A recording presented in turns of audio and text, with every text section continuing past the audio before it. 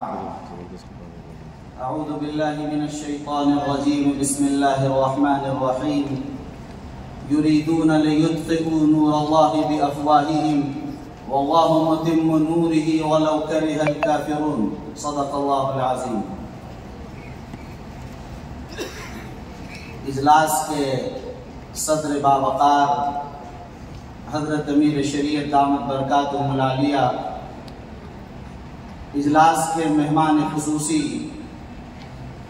All India Muslim Personal Law Board के नहायत मुतहर्रिक और फ़आल जनरल सेक्रेटरी हज़रत मौलाना फजलुर रहीम मुजद्दिदी साहब, तमाम मिली तंजीमों के ज़िम्मेदारान और मुअतमिदीन, बिहार, उड़ीसा, झारखंड और बंगाल के अतराफ व अकनाफ से तशरीफ़ लाए हुए गयूर फर्जंदों और पूरे मुल्क के गोशे गोशे से तशरीफ लाए हुए जिम्मेदारान, आज तहफ़्फ़ुज़ औक़ाफ़ कॉन्फ्रेंस में आप हज़रात की इस बड़ी तादाद में शिरकत से दिल बाग है और दिल चाहता है कि आपको इस इज्तिमाइयत पर और इस हसास और नाजुक मौजू पर, आपके इस इज्तिमा पर आप हज़रात को मुबारकबाद पेश करें। देखिए, बात तकरीबन सभी मौजू पर आ गई है, कोई लंबी बात नहीं करनी है। बात सिर्फ एक ये करनी है कि सबसे अच्छी बात यह है कि वक्फ एक ऐसा मसला है कि जिसको लोग चाहते हैं कि हम हड़प लें, कब्जा कर लें और इस जायदाद को मुसलमानों से छीन लें। लेकिन कभी होता है न, कहते हैं कि गलत जगह हाथ रख दिया गया, तो शायद वक्फ का मामला ऐसा ही है कि ये गलत जगह हाथ रख दिया गया। ये वह जिंदा दिल कौम है कि ये अपनी जान तो गवा सकती है लेकिन मसाजिद से दस्तबरदार नहीं हो सकती। ये वह जिंदा कौम है कि जो अपने दीन के इलाए कलिमतुल्लाह की सरबलंदी के लिए कायम, हज़रत नानोतवी और बुजुर्गान दीन के तर्ज पर कायम इन मदारिस के गयूरों ने अपना सब कुछ तो कुर्बान करने की ठान ली है, लेकिन मदारिस हमारे हाथ से चले जाएं इसके लिए कभी तैयार नहीं है। याद रखिए, खानकाहें खत्म कर दिए जाएं, मज़ारात खत्म कर दिए जाएं, हमारी कौम इसके लिए कभी तैयार नहीं हो सकती हैं। इसलिए याद रखिए, ये मसला हसास और नाजुक तरीन है। अजान का मसला नहीं माइक से कि लोग खामोश हो जाएंगे, ये मसला तो जायदादों के छीनने का है। और हैरत तो इस पर होती है कि कहते हैं कानून बना रहे हैं हमारी जमीन पर, शर्म आनी चाहिए। अरे जमीन हमारी, जायदाद हमारी, सब कुछ हमारा, कानून आप कौन है बनाने वाले? हुकूक मेरे भाइयों छीनने पड़ते हैं, लेने पड़ते हैं। जब हुकूक दबाया जाए तो हुकूक लेना पड़ेगा और मैदान अमल में आपको आना पड़ेगा। आपकी इज्तिमाइयत और आपकी इत्तेहाद की इस ताकत ने मुल्क की चूल्हें हिला कर रख दी हैं और मुल्क की आवाम खवास सबको बेदार कर दिया है। हमारे अक्सरियती फिरके के लोगों की नींदें हराम होती चली जा रही हैं। आपको अंदाजा नहीं कि इस करोड़ों मेल ने क्या तहलका मचा दिया है। लेकिन आपकी इज्तिमाइयत का आगाज है। लोग कहते हैं कि हमारे शरिया ने 15 सितंबर को जब आखिरी तारीख हो गई, बड़ी देर से इन्होंने कॉन्फ्रेंस बुलाया। मैं उनको समझाना चाहता हूं कि आप शायद सिर्फ अखबारबाजी और फोटो खींचना चाहते हैं, वही लोग ये कह सकते हैं। लेकिन जो जानते हैं कि ये एक लड़ाई है जिसे लड़ते रहना पड़ेगा इस कौम को, और लंबी लड़ाई चलेगी। ये ऐसा नहीं कभी 15 सितंबर तक खत्म हो गया, ये एक सिलसिला है जो जारी रहेगा और मुसलसल ये चलता रहेगा। और आप हजरात को इसी तरह मैदान अमल में रहना होगा इंशाअल्लाह। याद रखिए, एक बात है, खुशी की बात है कि हमारे कायदीन और बुजुर्गों पर एतमाद की दौलत और बरकत की बुनियाद पर लोग मुत्तहिद हैं। इज्तिमाइयत हमारे सामने है। सिर्फ बिहार की बात नहीं, all India Muslim Personal Law board की आवाज पर पूरा मुल्क मुत्तहिद है। मुल्क की जात और बिरादरियां मुत्तहिद हैं। मुल्क के कबाइल मुत्तफिक हैं, मुल्क की तंजीमें मुत्तहिद हैं, मुल्क की जमातें एक प्लेटफार्म पर हैं। आप देखिए, हैरत होगी, पहली बार मैं देख रहा हूं अपनी उम्र में कि किसी बिल पर तमाम अपोजिशन पार्टियां भी इस तरह पूरी ताकत के साथ मुत्तहिद हो और इस तरह उनका दिल साफ हो और उसके लिए पूरी कुव्वत से लड़ने के लिए तैयार हो।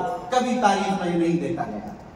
इसलिए मुझे यकीन है कि हमारे मदारिस बचेंगे, हमारी मसाजिद बचेंगी, हमारी खानकाहें बचेंगी और औकाफ की जायदादों को छीनने का जिन लोगों ने इरादा किया है ये नहीं बच पाएंगे इंशाअल्लाह। याद रखिए कि जुल्म की एक इंतहा होती है, जुल्म की एक इंतहा होती है।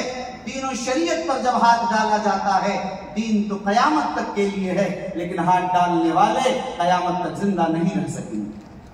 इसलिए मेरे भाइयों, आप अच्छी तरह समझिए और पूरी इत्तेहाद जो आज है, इस इत्तेहाद को, इस इज्तिमाइयत को बाकी रखिए। और मैं कहना चाहता हूं कि ये लड़ाई आज आखिरी नहीं है, 15 सितंबर आखिरी तारीख नहीं है, ये तो आगाज इसकी बेदार करने के लिए आपको बुलाया गया। आप बेदार हो जाइए कि किस तरह हमें लड़ना है, अपने हुकूक को लेना है, अपने हुकूक की बाजियाबी के लिए हमें कैसा जोहद मुसलसल करनी है। आज इसलिए बिहार, उड़ीसा, झारखंड और बंगाल के तमाम जिम्मेदारान को यह दावत दी गई है ताकि इस पैगाम को लेकर वो जाएं अपनी अपनी आबादी में, अपने अपने इलाके में, हजारों लाखों की तादाद का मजमा करके आप उनको समझाएं, इससे बेदार करें ताकि वो जाने कि हमारे बुजुर्गों, हमारे असलाफ, हमारे पुरखों ने जो जायदादें हमें दी थी, आज हम से छीना जा रहे हैं। मेरे भाइयों, एक बात और मैं कहना चाहता हूं कि औकाफ की तारीख इतनी कदीम तरीन है कि छीनने वाले अगर छीनना चाहें वो छीनते रह जाएंगे और ये जायदादें खत्म नहीं होने वाली। आप देखिए कि जिस तरह इंसान की तारीख हज़रत आदम से लेकर वो सिलसिला कुर्बानी का, सदक़े का और वो मुसलसल एक सिलसिला। इस्लाम में तो आप देख रहे हैं कि खुद कुरान ने लन तनालुल बिर्रा हत्ता तुनफिकू मिम्मा तुहिब्बून, खुद अल्लाह के रसूल ने हिबा किया, सदका किया, वक़्फ़ किया। अबू बकर सिद्दीक़, उमर फारूक, उस्मान और अली, हज़रत जाबिर, हज़रत अबू तलहा, और कहते हैं मुफस्सिरीन ने लिखा कि सहाबा, अंसार और मुहाजिरीन सहाबा में एक भी सहाबी ऐसे नहीं थे जिन्होंने वक़्फ़ न किया। हर जमाने में ये सिलसिला वक्त का रहा, आज तक ये सिलसिला जारी है। मेरे भाइयों, आप हज़रात याद कीजिए, लोग हमसे वक्त की जायदादें छीनना चाहते हैं, लेकिन इस मजमे को आज याद करके उठना है कि इंशाअल्लाह हम मजीद आगे भी इस वक्त के सिलसिले को जारी रखेंगे और आइंदा इंशाअल्लाह वक्त भी हम करते रहेंगे, करेंगे भाई इंशाअल्लाह। कुरान ने हमें वक्त के लिए कहा, इंफाक फी सबीलिल्लाह के लिए कहा, हम चले जाएंगे मगर क़यामत तक के लिए हमारे लिए सदक़ा जारिया होगा। अगर ये सिलसिला जारी हो जाए, हमारे मदारिस भी चलते रहेंगे, खानकाहें भी आबाद होती रहेंगी और हमारे सारे इदारे इसी निज़ाम के साथ चलते रहेंगे। इसलिए मेरे भाइयों, मैं आखिर में सिर्फ ये जुमला कहकर अपनी बात खत्म करता हूँ कि आज हम और आप सब आज ऐलान कर दीजिए और हुकूमत तक की आवाज़ पहुँचा दीजिए कि यहाँ मौजूद, यहाँ 20,000 की तादाद यहाँ बाहर और दीगर हालों से तमाम लोग इस बिल की सख्त मजम्मत करते हैं। और ये भी ऐलान कर दीजिए साफ साफ कि हम लोग इस बिल को मुकम्मल तौर पर मुस्तरद करते हैं। हम वो लोग हैं कि हम जानते हैं कि इस बिल के अंदर क्या चीजें हैं। इसलिए 2013 के उस वक्त एक्ट को बाकी रखा जाए और उसके लिए बाद में बात की जाएगी। अभी इस बिल को हम लोग मुस्तरद करते हैं। इसी जज्बे के साथ हमारे शरिया का, मुस्लिम पर्सनल बोर्ड का ये पैगाम लेकर जाइए, अपने कायदीन पर, अपने अमीर पर एतमाद कीजिए और पूरी कुव्वत के साथ उनके हाथ से हाथ मिलाकर आप इज्तिमाइयत के साथ मिलकर इस लड़ाई को 1-2 दिन के लिए नहीं, उस तरह लड़िए जिस तरह आपने तलाक सलासा के लिए, जिस तरह आपने लड़ा यूसीसी के लिए, जिस तरह आपने लड़ा एनआरसी के लिए, उसी तरह एक नया मौजू वक्त का भी आपके सामने आ गया है। आपको इसी तरह लड़ते रहना पड़ेगा और इस सिलसिले को जारी रखना होगा।